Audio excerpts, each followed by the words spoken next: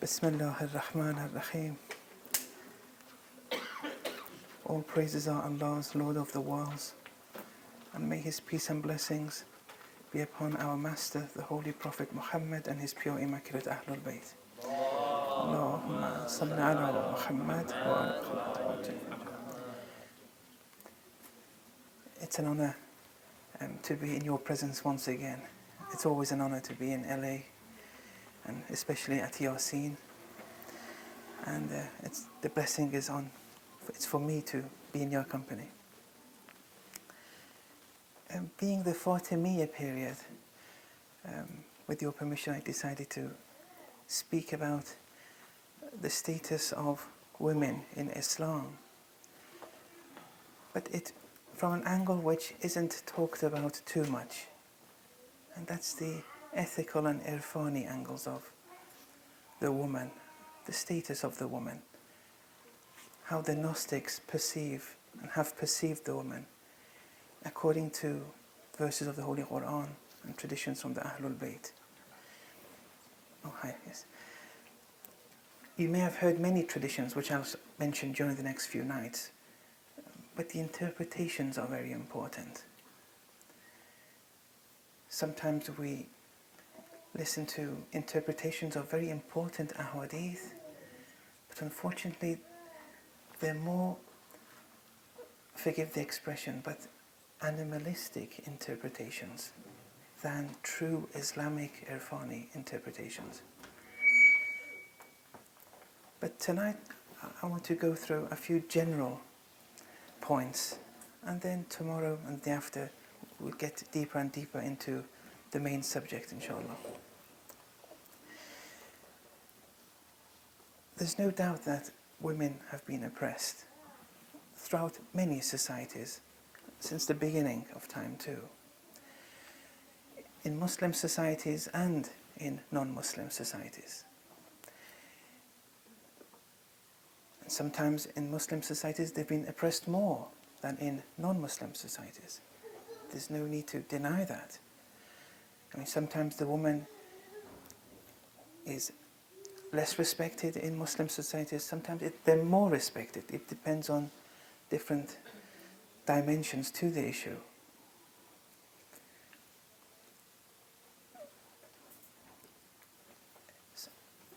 In general though, in Muslim societies today, and even before, many things may arise and occur in them which aren't as positive as we would like them to be. One of them is the issue of women. Now that doesn't mean, and it doesn't justify us to say that we go, there's a very common sentence which one of the grand scholars of 100 years ago said, but that's been a bit abused these days.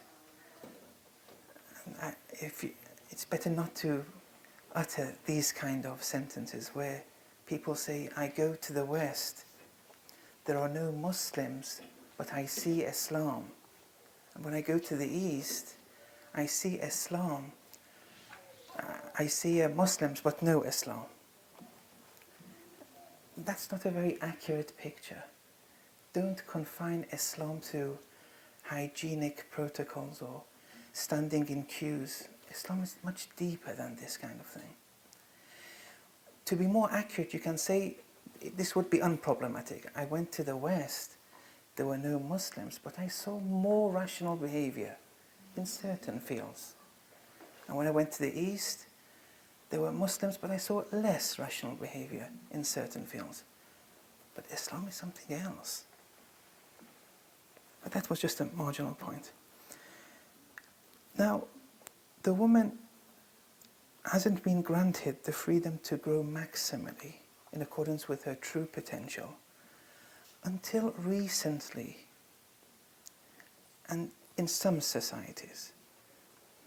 Maybe in America, she has more freedom, be it the Muslim or the non-Muslim woman, to attain to her true potential. It's possible, there's an argument for it, than in many non-Muslim countries.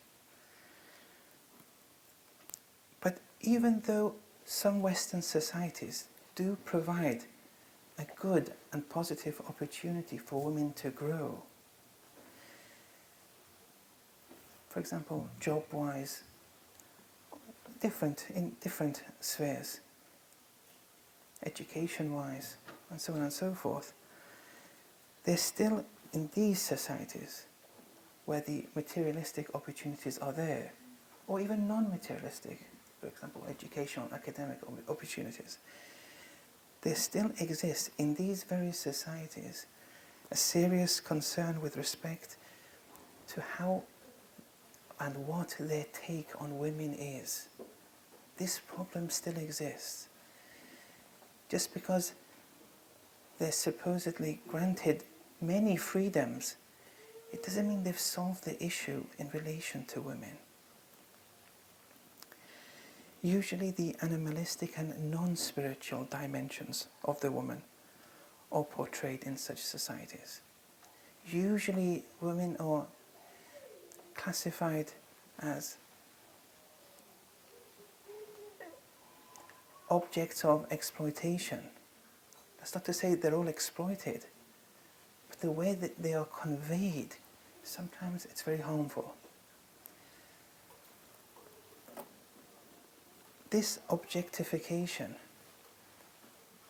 this sectionizing the status of the woman alone, this can do a lot of harm. And then in addition to this, it's the concept of the phenomenon of celebrification, where they choose 2 or 3 women and then everyone has to be like them in more ways than one. And then the beauty industry comes in, mass media comes in, everyone has to look like them. Suddenly we see in the last 1 or 2 decades all these different operations, liposuction, lipectomy, all these different things are multi-billion-dollar businesses now. That's not to say to have a lipectomy or liposuction or injecting oneself with Botox or having a nose operation is bad. I'm not saying that.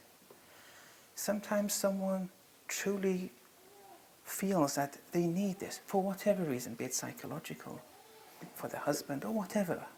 I'm not justifying, I'm not saying it's good or bad, but there are instances where it is justified. But what is happening more often though is that we see that from the years of childhood the woman is forced to think that they have to have this operation. This body part has to be bigger or smaller. They're not thinking independently, they're just going with the flow, as is assigned by the media. They're telling you how to be, how to think. And that can be negative. Otherwise there may be instances where these things can be justified. But you have to want it independently. It shouldn't be forced down your throat.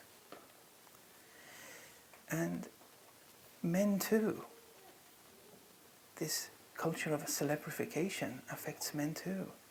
They also develop and acquire negative expectations of women.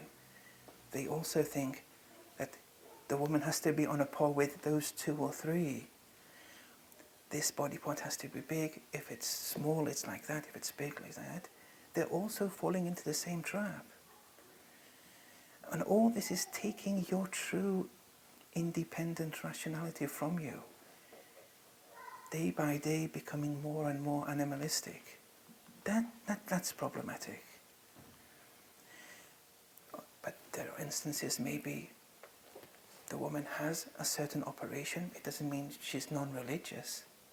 She may have her own, as long as she thinks about it and comes to it independently, not because people expect it from her.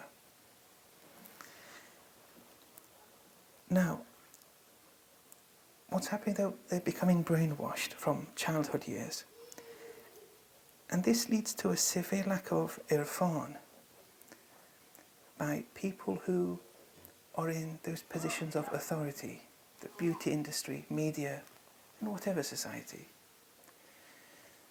The lesser the religiosity, spirituality of these people in these positions are, the more this objectification, celebrification, all this will become more and more. And we even see it in Muslim societies. It's not only in the non-Muslim societies. A lack of true religion will lead to such perceptions by people, women and men. Instead of teaching women what they are, those inner realities within her, what the goal in life is, they try to answer to these destiny-shaping questions in a very animalistic way. And that's a pity. The cheaper, the weaker, the lowlier the responses to these destiny-shaping questions become, the more debased the status of women becomes in any society.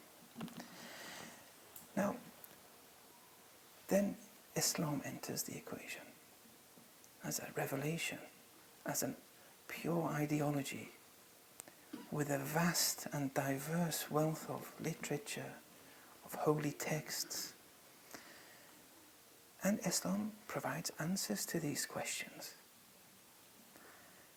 And in the next few lectures, inshallah, I'll be tackling the issue from the insight primarily the Urafa, the Gnostics. Gnostics who have extrapolated their facts and their figures from the traditions, from the Ahlul Bayt, from the Holy Prophet, from the verses of the Holy Quran. They're not speaking outside the realm of Islam. Whatever there is, it's in the traditions, it's in the verses of the Holy Quran. And we see, inshallah, you will see, inshallah, that the way they have interpreted the woman is in such a manner that without awareness of these important aspects, even the insight of the common lay Muslim will fall short, will be dry, unproductive in relation to women. These are very important ethical instructions we're given. They highlight and they emphasize different traditions in particular ways. Without knowing these important and delicate matters, your understanding of women will fall short. This is for men and women. And this is a great pity.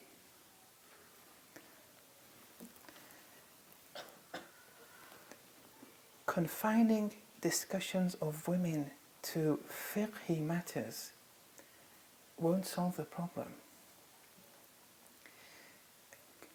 Canonical matters, fiqhi matters, ahkam, in relation to women is necessary. There's no denying that. But to think that it will solve all problems, it's a mistake.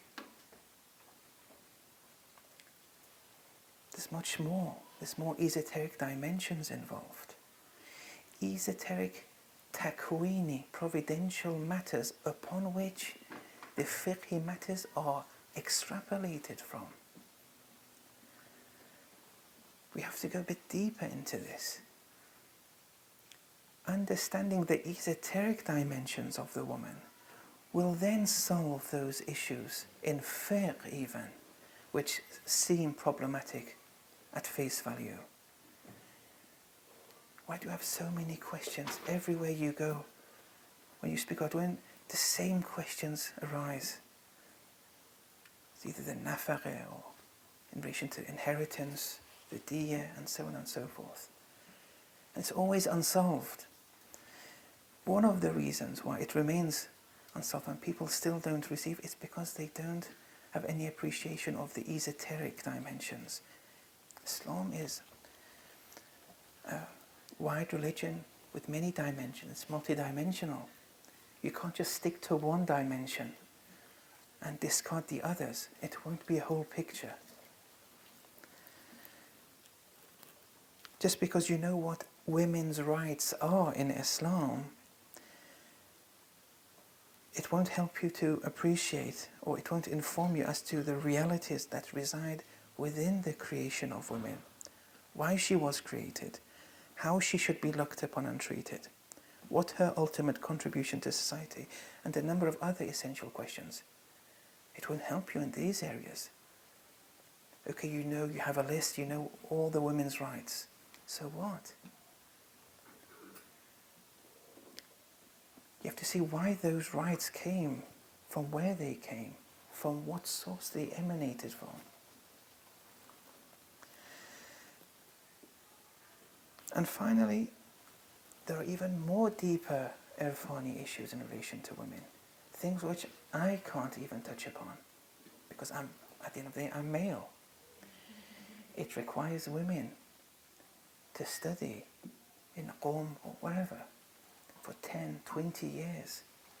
Study a wide selection of important literature, and then for them to come back and they may be able to touch upon it more.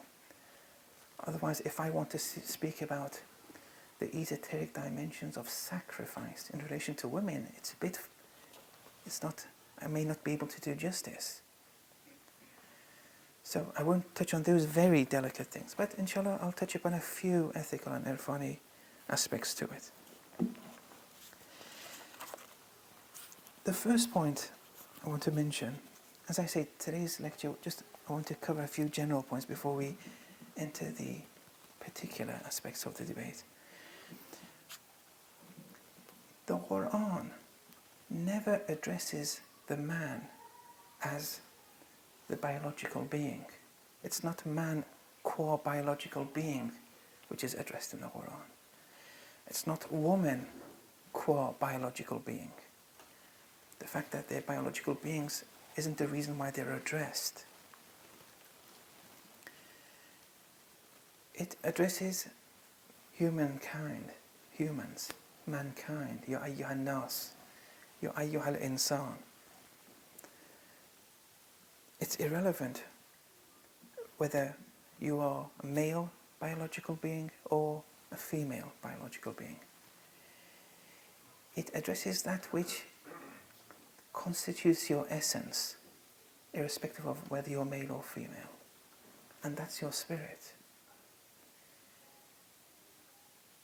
In the most important messages the Quran relays to people, it's always addressing the spirit. It's not addressing the man with this biology or the woman with that biology. It's irrespective of that. It's addressing the spirit, whether you're a man or a woman. And there are a number of verses which I want to go through which highlight this. In chapter 95, verse 4, لَقَدْ خَلَقْنَا الْإِنسَانَ فِي أَحْسَنِ تَقْوِيمٍ. We certainly created humans in the best of forms. ثُمَّ رَدَدْنَاهُ أَسْفَلَ سَافِلِينَ. We relegated him to the lowest of the low. Now, you can be the best of the best, you can be the lowest of the low. Now, this can't be referring to the biological person here. Something much more deeper. This is referring to the spiritual you. It's nothing to do with what your physical phenotype is. Spiritually, you can be the best of the best, acquire proximity with Allah, or you can be the lowest of the low. To interpret this verse physically is doing a vast injustice. But we created humans. You see humans here, man or woman. You can be the best of the best, you can be the lowest of the low. Now, true, it uses the male pronoun. For example, say we relegated him to the lowest of the low. But it doesn't mean the male biological being, though. This him, we have it in English too.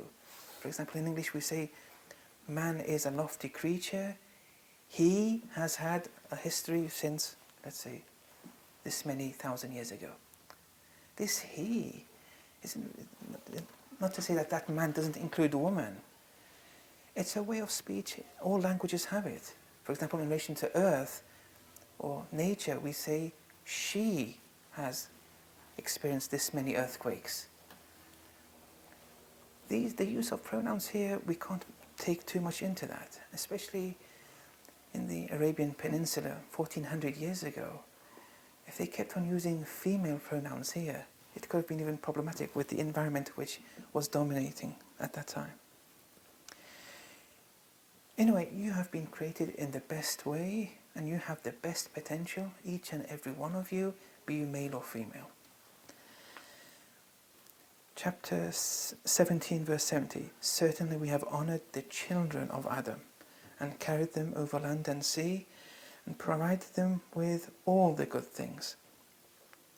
And this is وَفَضَّلْنَاهُمْ عَلَى كَثِيرٍ مِّمَّنْ خَلَقْنَا تَفْضِيلًا.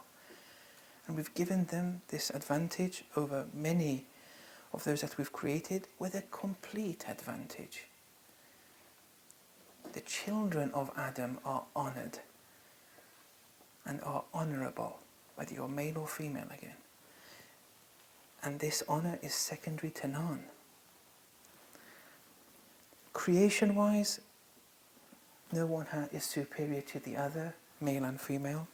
O humans, chapter 4, verse 1, be wary of your Lord who created you from a single substance and created its mate from it, and from the two of them scattered numerous men and women. So even creation-wise, neither is superior to the other. These are general verses of the Quran, but they're very important when we come to future discussions, inshallah. To understand the logic of the Quran, these verses will help a lot. So even creation-wise, physique-wise, physically, there's no advantage one over the other.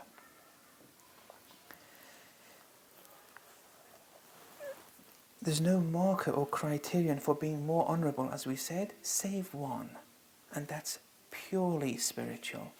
Whoever has more taqwa is regarded more honourable. Inna akramakum indallah atqakum. Chapter 49, verse 13 says, O humans, indeed we created you from a male and female, made you nations and tribes that you may identify yourselves with one another. Indeed, the most honoured, most dignified amongst you before Allah is the one with more taqwa. Also, one's access to acquiring Allah's mercy is equal and is secondary to your merit in this world. Be you man or a woman, your access to Allah's mercy is one. Now it depends how much you ask for it, how much you request for it. Chapter 971, concerning the faithful men and faithful women, they enjoy the virtue, forbid the vice, maintain the salat, donate the zakat, and obey Allah and His Messenger. It is they, be you men or women again, to whom Allah will soon grant His mercy. The next point, and this is a bit delicate. I'll elaborate on this, inshallah, tomorrow or the day after. I'll just touch upon it now. Chapter 53, verse 39, nothing is man's save that which he strives for. لَيْسَ لِلْإِنسَانِ إِلَّا مَا سَعَى. You reap what you sow. Be you man or woman. This world is a physical realm of existence. All other realms, in Barzakh, in Qiyamat, they're metaphysical. You reap what you sow in this world. Now, I've discussed this many times before, and I won't go into it too much now, that all those metaphysical realms of existence, it's a case of your actions being embodied tajassumul a'mal. There's no matter anymore. There's no physical matter. There may be a mithali body, but there's nothing physical. Now the important thing here now is this. So be you man or woman, depending on how you acted, what you sowed in this world, you're creating your barzakh, you're creating your qiyamah, moment to moment, day to day in this world. Some people even see their barzakh and qiyamah, like the imams did, in this world. The important point here is this, that sex, male or female, is a function of one's anatomy, is a function of one's body parts. If you're female, you have X set of body parts, male has a certain set. And all these are physical. All these are physical criteria. So what would this mean in relation to the hereafter? Well, in addition to the fact that one's sex is secondary to one's essence, it also is alluding to the fact that there is no sex in the hereafter. Being a man or a woman has no meaning. Or we can say has a different meaning, but it's not as we conceive in this world. And that's an important point which I'll touch upon later. Chapter 74, verse 38, كُلُّ نَفْسٍ بِمَا كَسَبَتْ رَهِينَةٌ.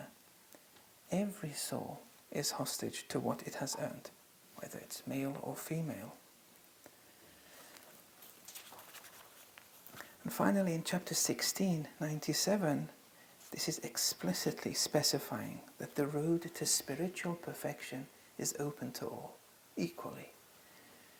مَنْ عَمِلَ صَالِحًا, whoever executes the righteous action, مِنْ ذَكَرٍ أَوْ أُنْثَى, be you male or female, وَهُوَ مُؤْمِنٌ, whilst being a believer. Now, belief has many stages to it.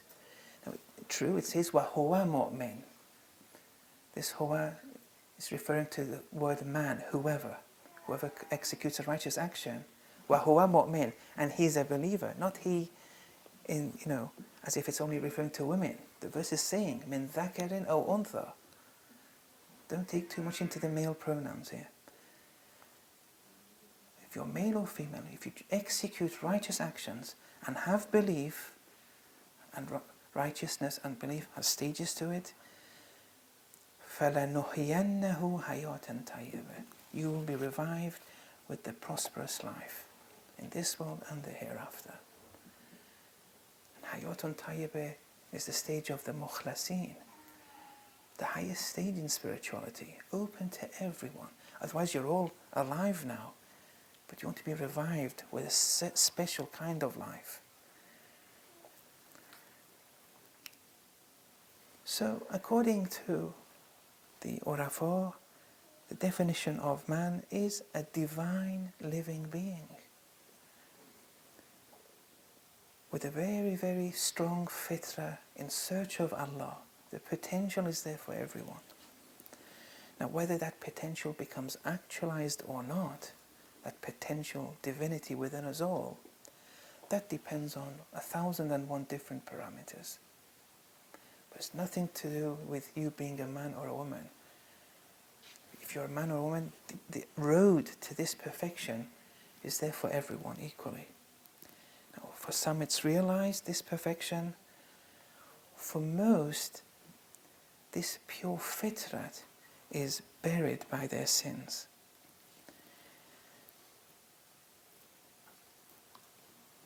In relation to the latter, those who are buried in their sins, those who have veiled their fitra, that source of their potential divinity, the logic of the verses describes such people as not being alive. Now they're all living physically, but they're not alive in the true sense. Chapter 36, verse 70, in relation to the philosophy behind revelation, Allah says, so that anyone who is alive be warned, and that the word may come due against the faithless. Those who are truly alive, on hearing revelation, they do become warned. The fitra is alive, they're not dead spiritually. But here, being alive is used horizontally to those who are faithless. So it's not referring to being physically alive. It's being alive with the heart of faith. The faithless too, they're living, but they're not alive in the spiritual sense. Also in chapter 35, verse 22, it states, Allah makes those who want to hear. And you cannot make those who are in their graves hear. Now, I don't want to go through this verse again, but إِنَّ اللَّهَ يَهْدِي مَن يَشَاءُ وَيُضِلُّ مَن يَشَاءُ. Those who have been in my previous lectures, it's in relation to this. Those who want to hear. It's all to do with you. Your salvation, your destiny is in your hands. If you just make that effort to want to hear, Allah will make you hear. And you cannot make those who are in their graves sin. Because the faithless, and this is not the graves when after we die, here the faithless, they're imprisoned and buried in their own animal selves. They've barred themselves from their true essence, what they should be. The fitra is veiled. So those who are buried in their graves here, in this sense, in their animal selves, you can't make them hear. They've blocked their hearing. Now, in all these verses I've mentioned so far, first of all, it's clear that it's addressing both men and women. It never addresses men alone. Never addresses women alone. And sometimes when it gives examples of particular men, good or bad, or particular women, good or bad, it just wants to give examples. Not that it's only for women or men.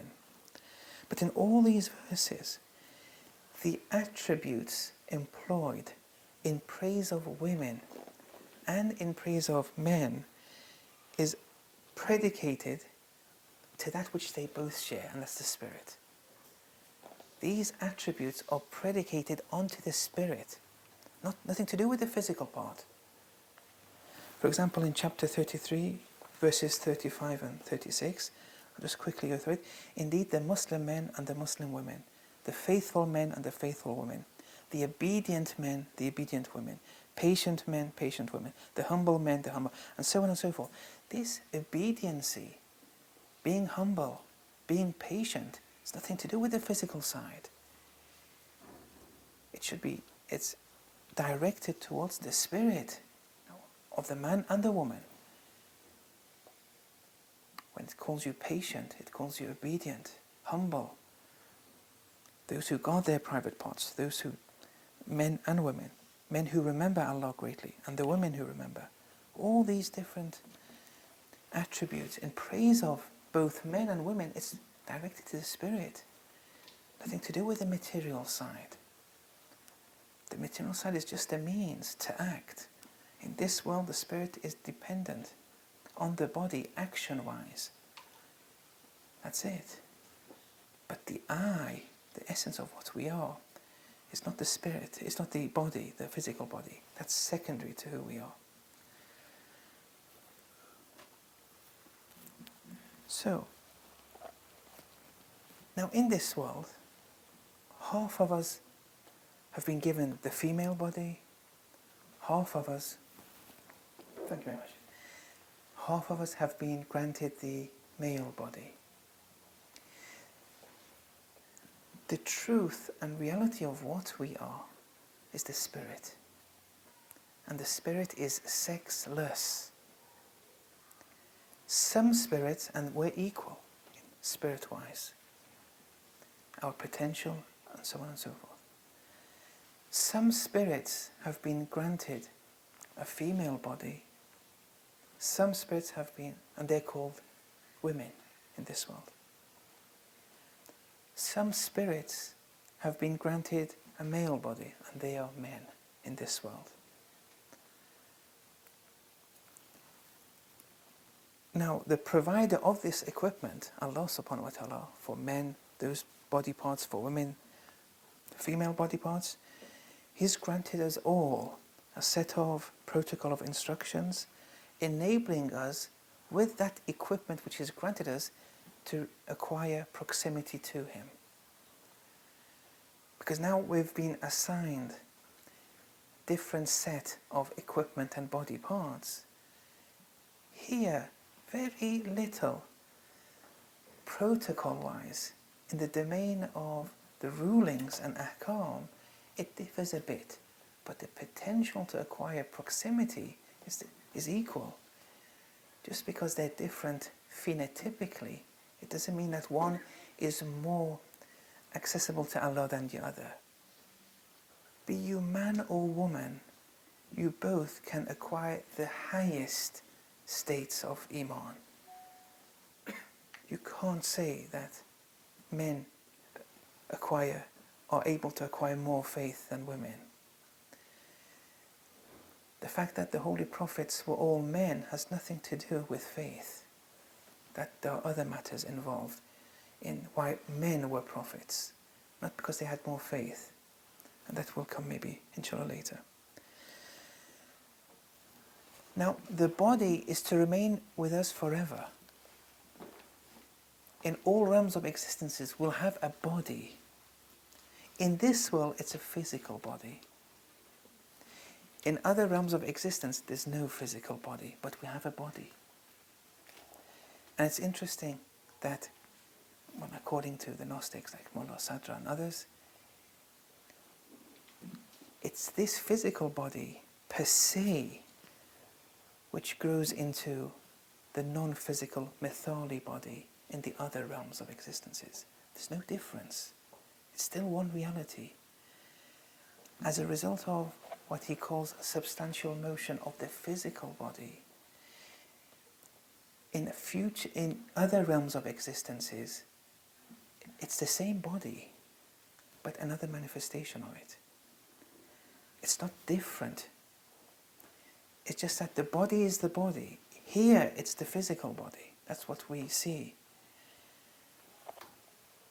In Barzakh, it's the Mithali body. In Qiyamah, it depends on your take. If some people say it's the physical body returns, some people say it's the Mithali body continues. But the body will always be with you. But here is the physical body. And with physical bodies comes this classification of sex, male and female. This classification doesn't exist in other realms of existences. Okay, that was one point. Just trying to highlight the language of revelation. Another interesting point, which the Quran does highlight in different parts, is when it comes to life, there's a principle termed the law of pairs. That's the P-A-I-R-S. And this is addressed in verses, in chapter 36, verse 36, chapter 51, verse 49. In all things we created pairs so that you may take admonition. In another verse, immaculate is he who created pairs, all of them, from that which the earth grows, from themselves people, and from which they do not know. Everything exists in pairs. Now, pairs doesn't necessarily have to mean male and female. It does in most instances. But there are other interpretations of what pairs here. But I want just to focus on this male-female set of pairs.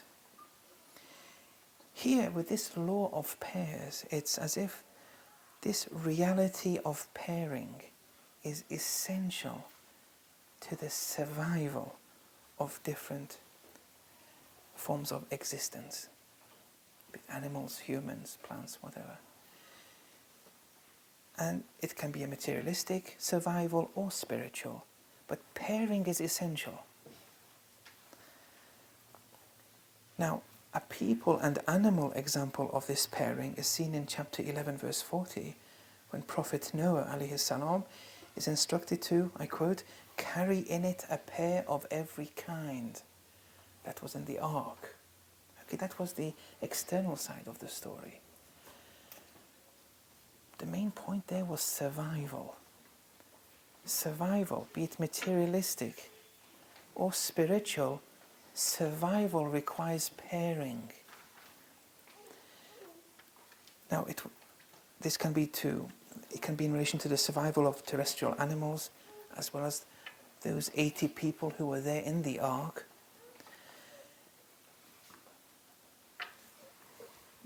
With humans, though, this pairing, although our essence is uniform, the immaterial rational spirit, in this world we've all been assigned a certain phenotype, some male, some female, for this pairing to occur, for that potential to be acquired, for our elevation to be even higher.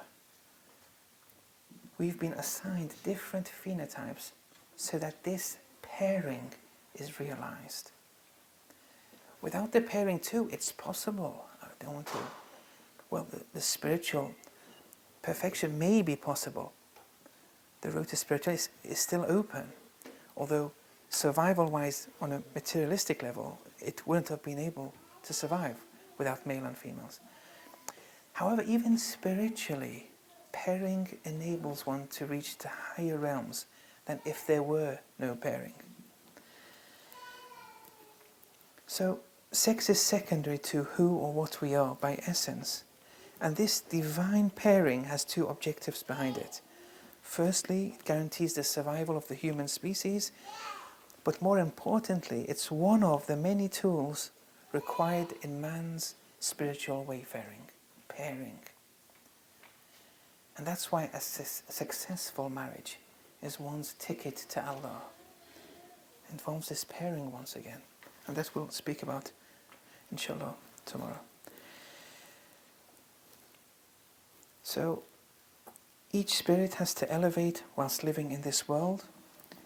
Now, either through the physical male or the physical female body, in addition to living in the world, the physical cosmos in general.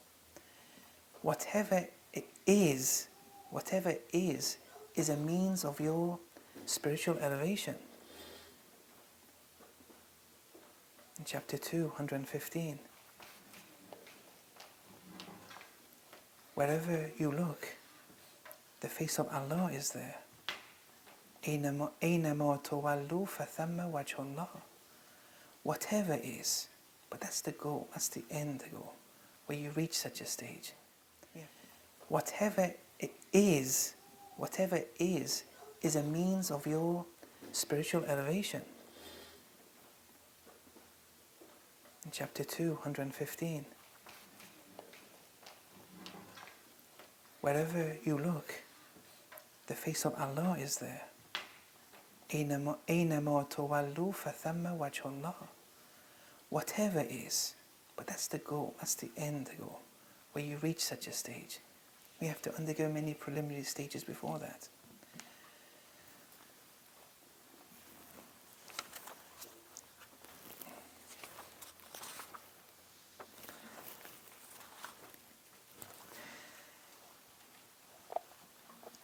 Now, in the same way, the village, town, country where you were raised, the school, or whatever, things that influence your the way you were brought up. In the same way, all these different parameters has an effect and an influence on your character, good or bad, depending on how you react to that environment. In the same way, one's body shares the same ruling. Now, what do I mean by that? Now, if you were born, let's say, in America, Africa, wherever, that doesn't justify you being good or bad per se. It depends how you react to that environment. Body-wise, we all have different degrees of hormones, cerebral synaptic transmitters, and 101 different bodily things which influences our character too.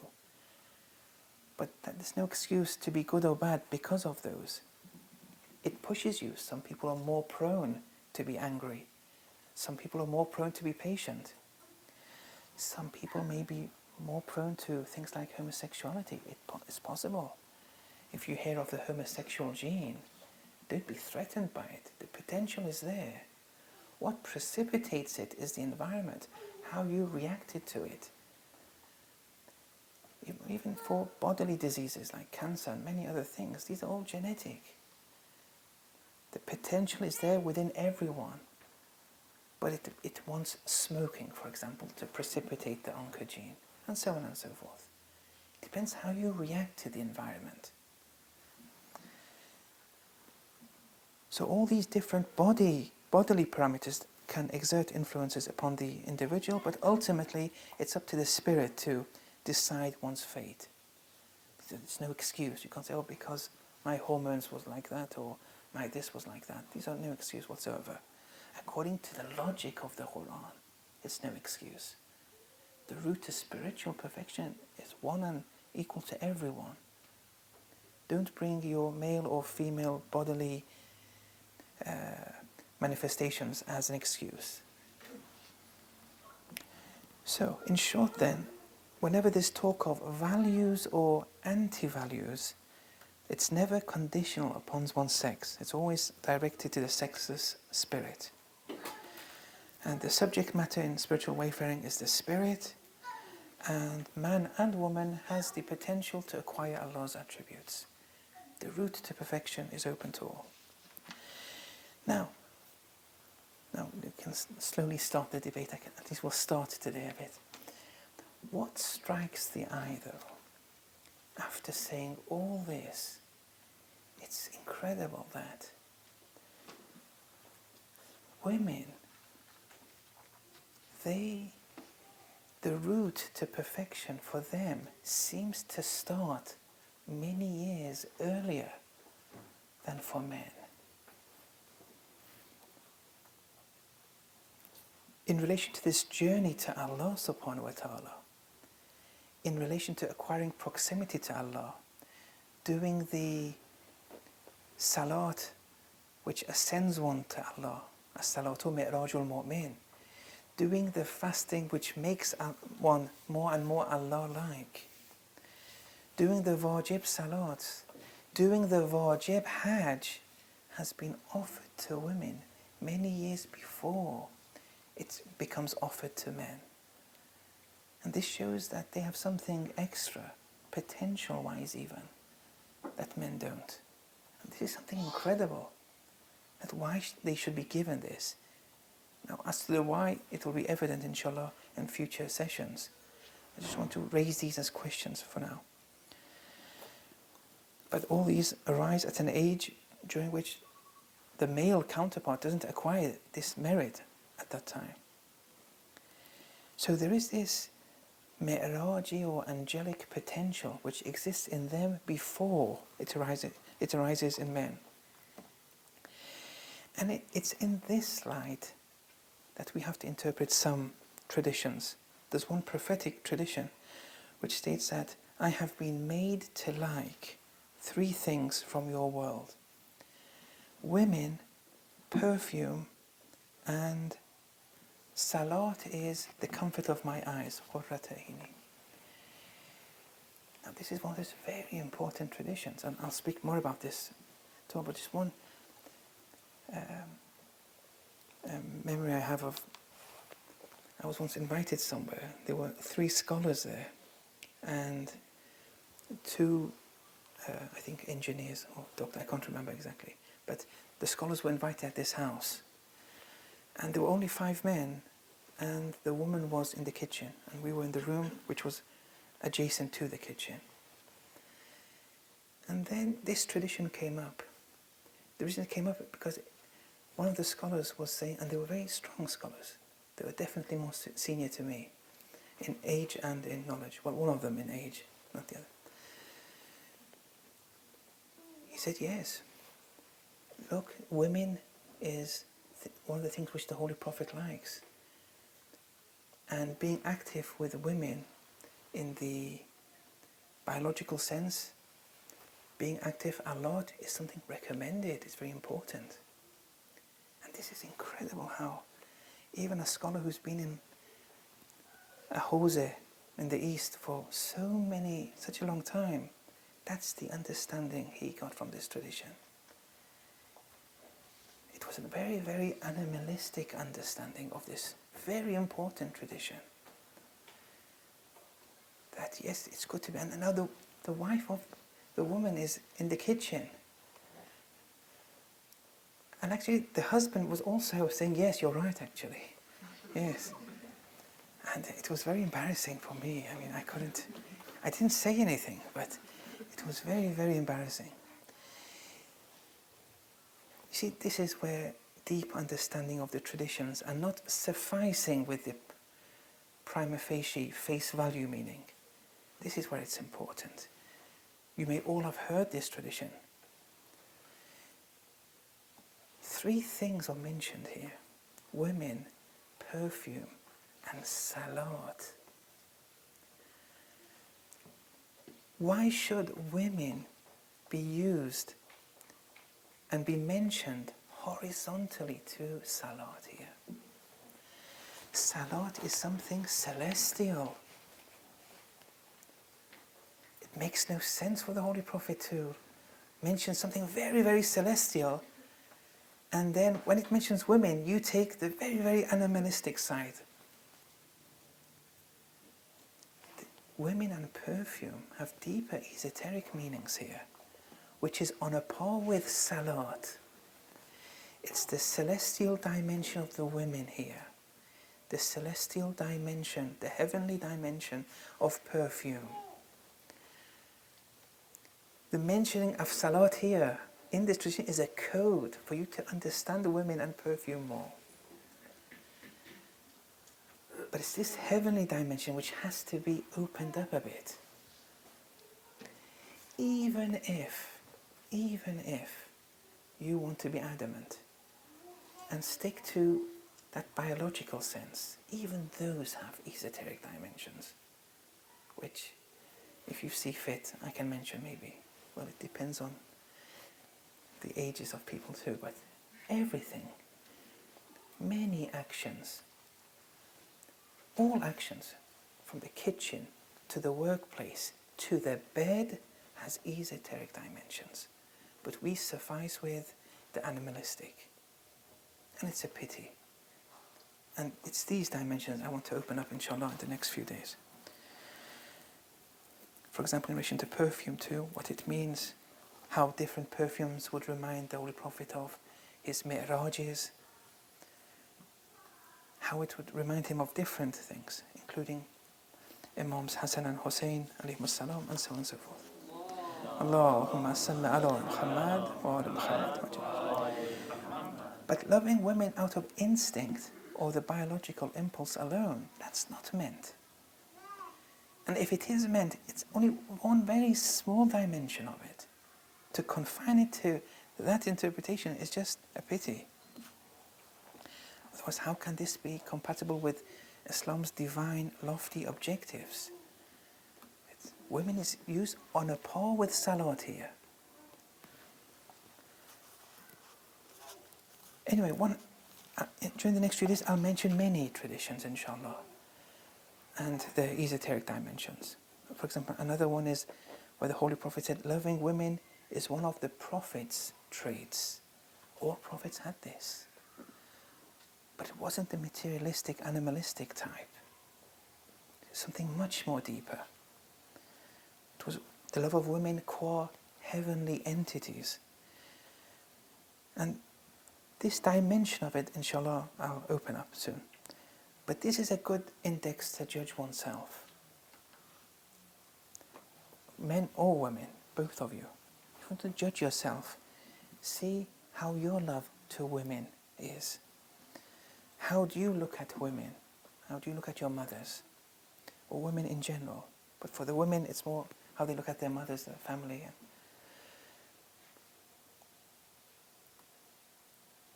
For example, they say wives are a comfort to you. Again here, what does comfort mean? The source of your comfort. Again, we see interpretations where it limits it to cooking, cleaning, whereas no, it's something much more deeper. It's a divine comfort here. What does divine comfort mean? How? Heaven lies under their feet. What does this mean? We have traditions where if you're doing nafile salat and your mother calls upon you, you can break your salat. The fuqaha have accepted this. But if your father calls you, no. Yeah? Okay, these are inner esoteric dimensions here. Why can you break the salat for your mother? 3 things are loved: women, perfume, salat. We have traditions that you can execute you can execute favoritism in relation to your wife over your children. In relation to your children, you can't execute any favoritism. But in relation to your wife, you can. And many other traditions. Or most virtues, most good exists in women. I mean, I'm just uttering these just in title-wise. I mean, I'll recite the Arabic and the translation and the interpretation, inshallah, as we progress. Now, why should most good exist in women? You're going to have a very hard time to prove this if you want to limit yourself to the animalistic realm. But the Urafa have given us some explanations. Now, so all these good that we see, and we will see inshallah, even if we do encounter authentic traditions which say, don't consult with your wives, don't consult with women, or women are intellectually deficient.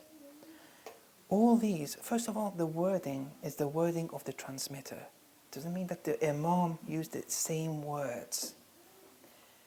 Ibn Ashub, a very prominent scholar of the last century, said most of the problems that arise is by the wording of the transmitters.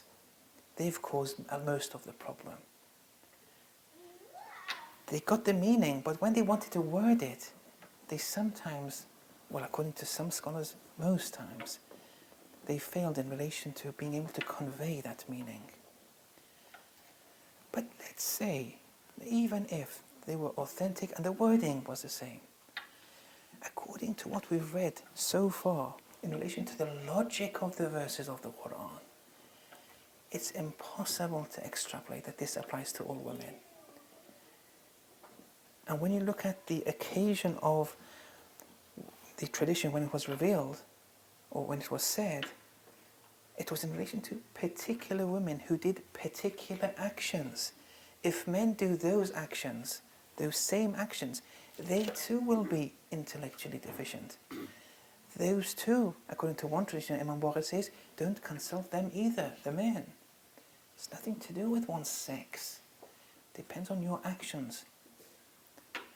So that's how you have to interpret these kind of traditions.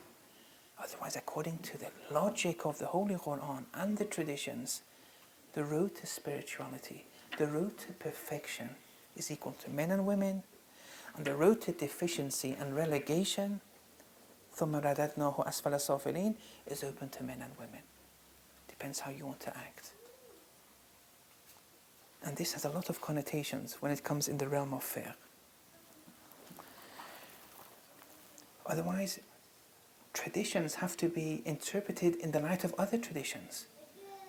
We have one tradition which says, call out and clap. Now what call out and clap means is, if a man or woman enters the salat in the middle of it and wants the imam to wait or extend it a bit so they can join the salat, it asks the woman to clap, the men to call out. Like, Inna Allaha ma'as sabirin, for example.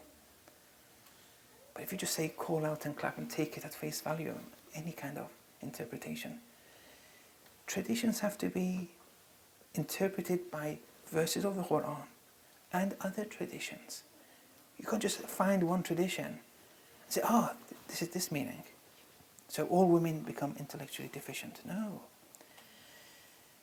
Now, okay, I know there's a very shortage of scholars in Los Angeles, and all of you are you really like to go and read traditions, but you have to be careful not to, when you read the traditions, I don't want to bore you from reading it, because that love for tradition you want to learn, but don't make your own conclusions when you read certain traditions. Do ask the local scholar, or ask someone at least, email, and so on and so forth. At least don't fall into making your own conclusion. That's all I ask. Because sometimes, after many years of jumping to your own conclusion, it becomes very difficult for you to come out of it. And that makes the works of professors or scholars even more difficult to try and... Okay. I'll stop here and just read a few words of musibat, bereavement, and I'll end with your permission. 230 after Hijrah, and died 276. That means it was present during, if I'm correct, the birth of the 12th Imam was 255. Correct me if I'm wrong or not. But so he was around, how old? 225 years at that time. For the major occultation, it was 30. So I'm not saying he actually saw the Imam or saw the deputies of the Imam, but he was there at that time. His awareness wasn't, fully deficient like ours is. He was aware of what's happening during that time.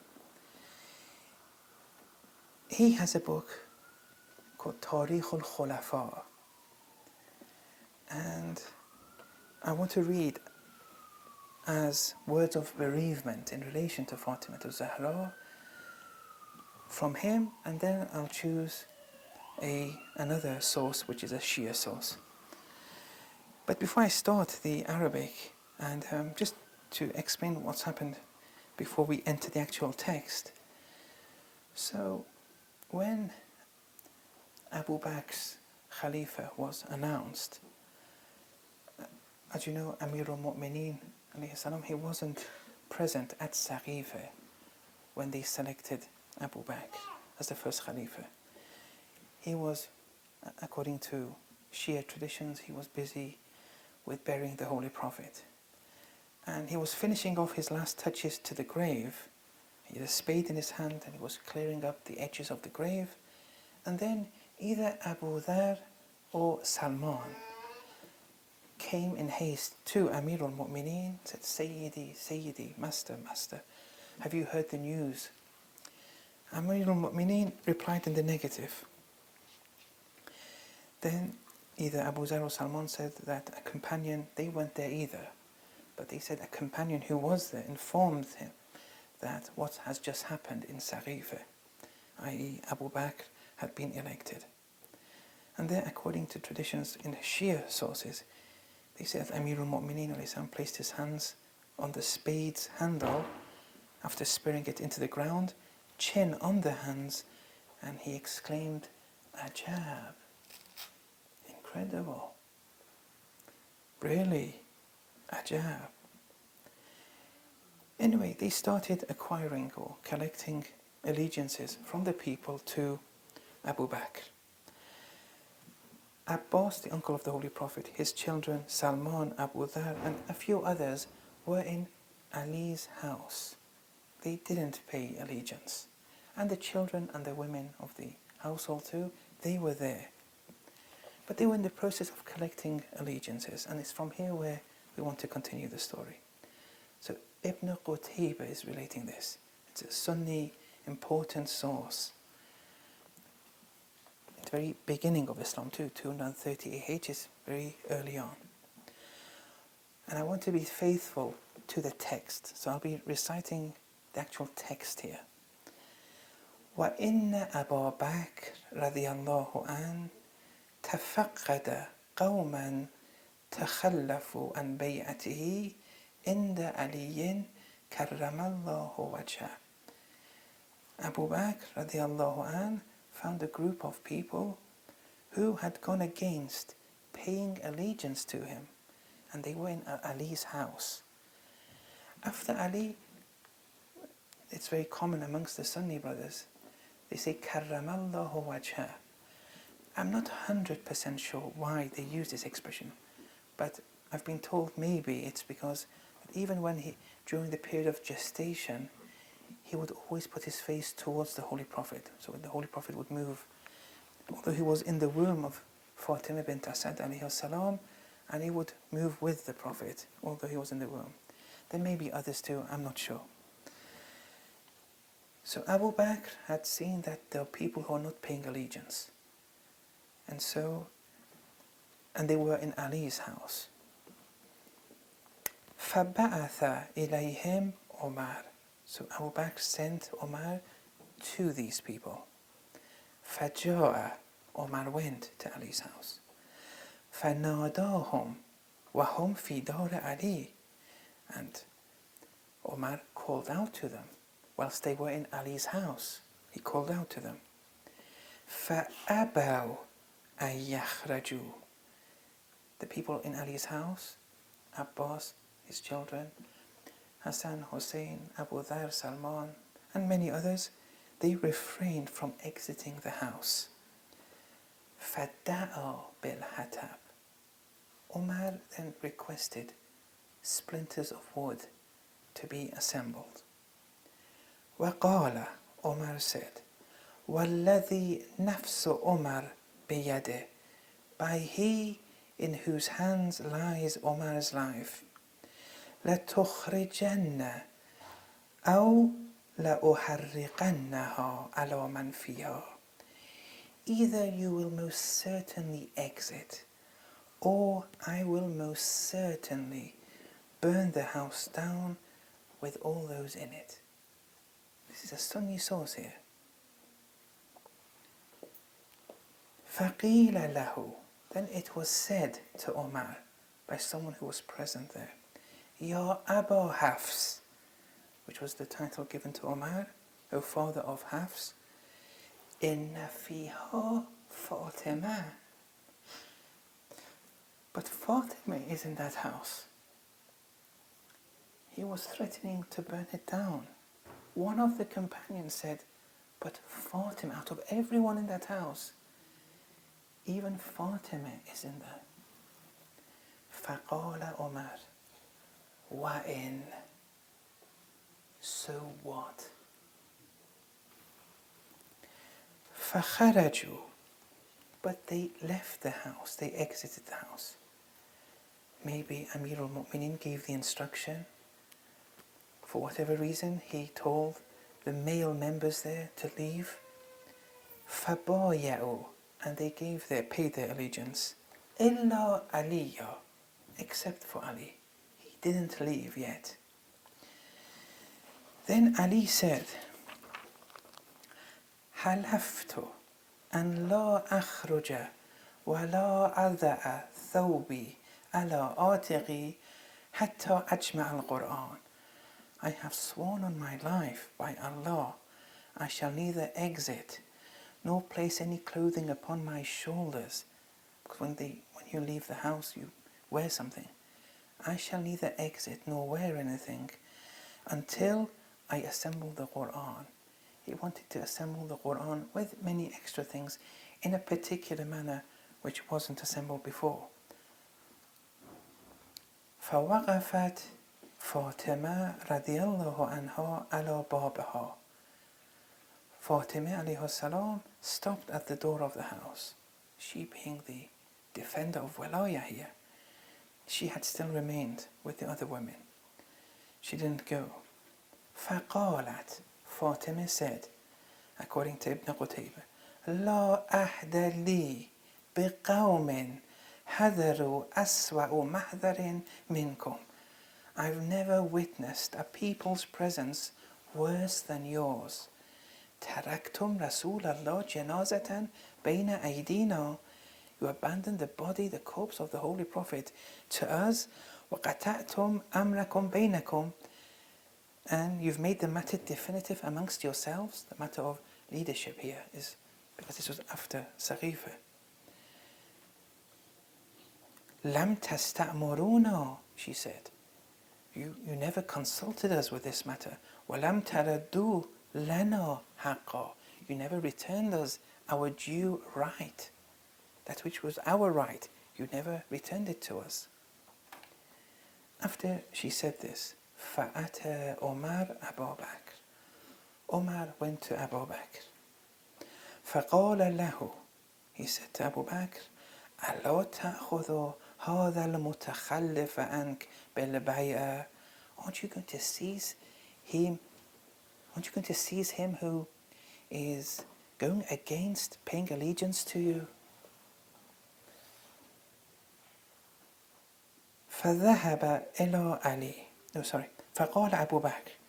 After Umar said this to Abu Bakr, he said, aren't you going to seize this man who is a mutakhallif, is going against you in paying allegiance? فَقَالَ أَبُو بَكْرٍ لِقُنْفُذٍ. Abu Bakr said to Qunfuz, وَهُوَ مَوْلَى لَهُ. Abu Bakr was the master of Qunfuz. اذهب فَدْعُ لِي عَلِيًّا. Go and call Ali before me. فَذَهَبَ إِلَى عَلِي. Qunfuz went to Ali, alayhi salam. Ali said to him, فَقَالَ لَهُ مَا حَاجَتُكَ. What's the matter, Qunfuz? What do you want? Qunfuz said, فَقَالَ يَدْعُوكَ خَلِيفَةُ رَسُولِ اللَّهِ. The Khalifa, the successor of the Messenger of Allah is calling you. فَقَالَ عَلِي لَسَرِيعٌ مَا كَذِبْتُمْ عَلَى رَسُولِ اللَّهِ. How soon you have attributed falsehood to the Prophet of Allah, to the Messenger of Allah. On hearing this, Qunfuz returned. فَرَجَعَ فَأَبْلَغَ الرِّسَالَةَ. Qunfuz returned and they exited Ali from the house and took him to Abu Bakr. I'll end here with the extract of Ibn Qutaybah. And we say to Ibn Qutaybah that out of his sincerity, and he was very truthful, and we respect these words of truthfulness that Ibn Qutaybah has highlighted for us. But with your permission, we say to Ibn Qutaybah that the truth, when you say أخرجوا عليا, they took Ali out, there were more realities to this situation. And here the Shia sources have gone into more detail. And here, with your permission, I'll recite from Tabarsi's Ihtijajat. He says, ثم نادى عمر بأعلى صوته حتى أسمع عليا. It's the same scenario, and you'll see similar wording, but details are in more detail here. Umar, with his loudest voice, shouted so that Ali hears, وَاللَّهِ لَتَخْرُجَنَّ وَلْتُبَايِعَنَّ خَلِيفَةَ رَسُولِ اللَّهِ أَوْ لَأَزْرَمَنَّ عَلَيْكَ بَيْتَكَ نَارًا. By Allah I swear that you will exit the house and you will pay allegiance to the successor of the Messenger of Allah, or I will burn the house down with all of you in. ثم رجع. He then returned, Umar, فقعد عند أبي بكر. Sat down with Abu Bakr. وهو يخاف أن يخرج علي بسيفه. And he feared that Ali may exit the house with a sword in hand. لما قد عرف من بأسه وشدته. After all, he knew how Ali would treat his enemies.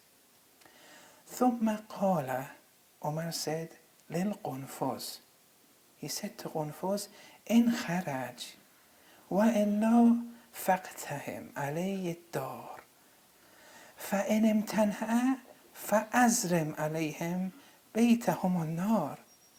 If Ali leaves, Qunfuz, if Ali leaves, so be it. But if he doesn't leave, you charge in without permission. And if he still refuses, burn down the whole thing. فانطلق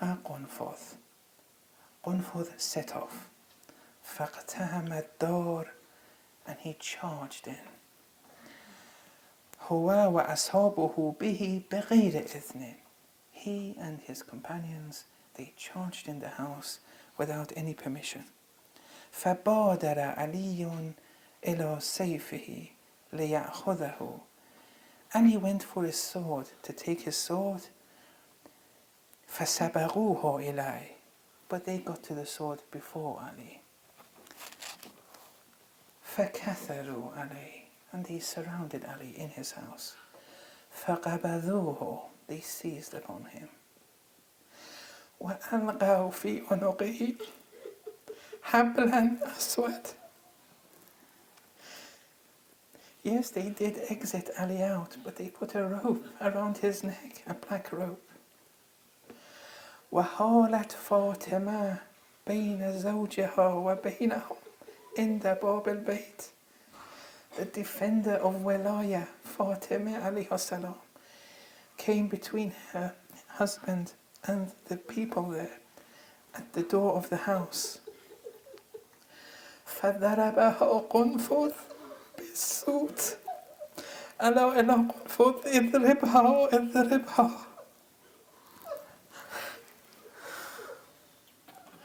Qunfudh started whipping her. Out of the order of whipping was given to him. فألجأها إلى إزادة باب بيتها. These actions made Fatemiyah alayhi salam take refuge to the horizontal planks, wooden planks of the house, because at that time the doors constituted a number of vertical planks of wood and 2 horizontal ones. It made her take refuge to the planks of wood there. فدفعها. He pushed her around by pushing the door. فكسر ضلعا من جنبها. A rib was broken. وألغت جنينا من بطنها.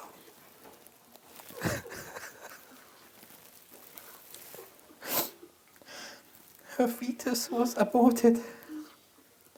فلم تزل صاحبة فراش حتى ماتت من ذلك شهيدا. And since then Fatemiyah was always under care until she died as a shaheed. وصلى الله على محمد وآله